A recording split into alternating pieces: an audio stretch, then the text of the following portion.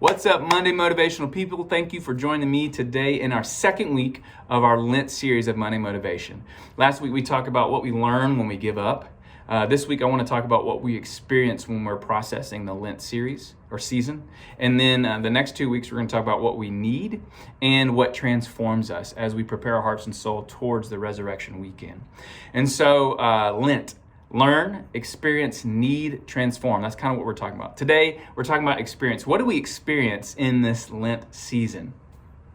Well, some of us gave up some stuff, some of us may have not, but either way, you can learn this. If you gave up something this last week when we started the Lent season, odds are you may have messed up. Maybe you're doing really, really well, but odds are if you haven't failed, you have probably craved to take on the thing that you gave up. Right? For me, it was my phone. I wanted to treat my cell phone like a landline. And so I didn't want to get on social media or answer emails or text messages. I wanted to be fully present with my family. Well, I didn't do so well because I got bored. That's essentially what happened. And then I craved to pick up my phone because that's what I always did. Well, what we're supposed to experience when we give something up is we actually get to see how we have a propensity to choose the things that we're not supposed to do. Right? We have a propensity to choose sin. Even though we desire to please God, our flesh is just naturally falling towards sin, the life that does not lead to life. And so I have a story that I want to share with you guys. It's about my daughter, no surprise here. But there's a particular time we were out traveling in a different town, and she had found this like mermaid or fish pen, right? She was in love with this pen.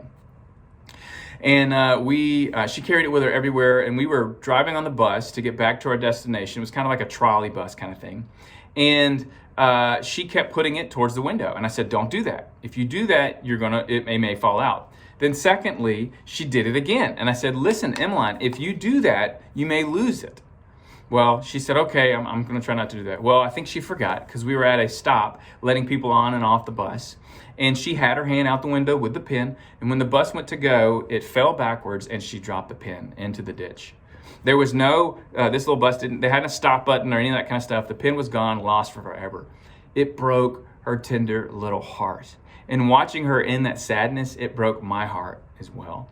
You see, I didn't tell her to stop putting the pen towards the window because I didn't want her to have fun playing the airplane game with her pen. No, I told her not to do that because I didn't want her to lose what she was in love with, right? And so she was getting mad at me because I was limiting her joy, at least in her mind. But as we see, hindsight, no, I knew exactly what could happen if she kept doing those things. You see, in our life with God, with Christ, oftentimes we can feel like we are constantly failing him because we desire to do the things that he tells us not to, right? In the Christian world, that's sin. And we're like, well, why does he even care? Why is he so judgmental? If he didn't have these laws, I wouldn't fail. Well, the reality is the law isn't just something to please him. The law he has set in place for us is because he knows that is the best life for us to experience joy. So for you and I, whatever that thing is that we desire, it's like that pen that my daughter is playing out in the window, right? And so when she plays with that, when we desire that sin, it's not God saying, don't do that because I don't want you to enjoy this. No. He's saying, I don't do that because if you do, you're going to lose it and be heartbroken. And what I desire for you, this law is actually to give you joy to the fullest forever. So what we experience for Lent, as we prepare our hearts, as we give up things, is we actually get to learn that we have a tendency towards sin. That's why the resurrection had to happen. And so that when we come in contact with these laws that we fail, remember that God meets us even when we fail. So whatever you're going through this week, whatever you're struggling with, maybe you didn't do so well on your Lent challenge, pick it back up.